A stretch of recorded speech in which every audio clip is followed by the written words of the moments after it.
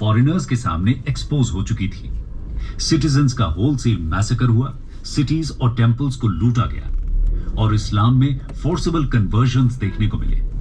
तो ओवरऑल अभी तक हमने देखा कि कैसे महमूद ऑफ गजनी ने इंडिया को इन्वेड तो किया, पर टर्क्स नॉर्थ इंडिया में अपना रूल सेटअप नहीं कर पाए। पर इसके चलते नॉर्थ इंडिया में कई राजपूत स्टेट्स उभर कर आए। आइए जानते हैं इनके बारे में। The Rajput states.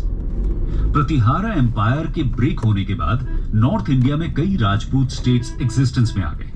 इनमें से सबसे इंपॉर्टेंट रहे गहाड़वालाज ऑफ कन्नौज, परमार्स ऑफ मालवा और चौहान्स ऑफ अजमेर। कुछ स्मॉल डायनेस्टीज भी सेटअप हुई, जैसे Kalachuris of Jabalpur, Chandelas of Bundelkhand, Chalukyas of Gujarat, Tomars of Delhi etcetera. Bengal Palas के रूल में ही रहा और कुछ समय बाद वहां सेनाज का रूल सेटअप हुआ। अपने पीक पर गाहदवार किंगडम बिहार के मुंगेर से दिल्ली तक एक्सटेंड करता था। इसके ग्रेटेस्ट रूलर थे गोविंद चंद्र फ्रॉम 1114 टू 1155। कन्नौज इसकी कैपिटल थी और Banaras second capital. Gahadavalas Ghaznavid raids के सबसे बड़े डिफेंडर माने जाते हैं। चौहान्स ने 10th सेंचुरी के एंड में नाडौल में अपनी कैपिटल सेटअप की।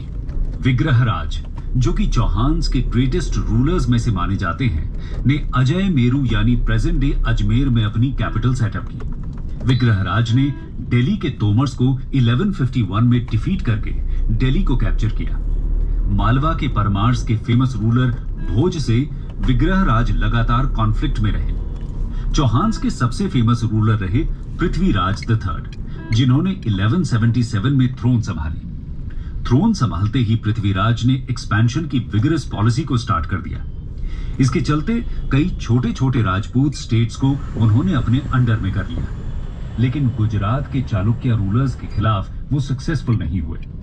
इस नाकामी के बाद पृथ्वीराज को गंगा वैली की तरफ रुख करना पड़ा। इस तरह चौहान्स लगातार चंदेल और गाहदवार रूलर्स से कॉन्फ्लिक्ट में रहे। इन्हीं राइवलरीज के कारण राजपूत रूलर्स के लिए एकजुट होकर गजनवीड्स को पंजाब से रिमूव करना इम्पॉसिबल हो गया। आगे बढ़ते हैं और देखते हैं गुरीद एम्पायर के मोहम्मद गौरी के इंडियन कॉन्क्वेस्ट और राजपूत से स्ट्रगल के बारे में।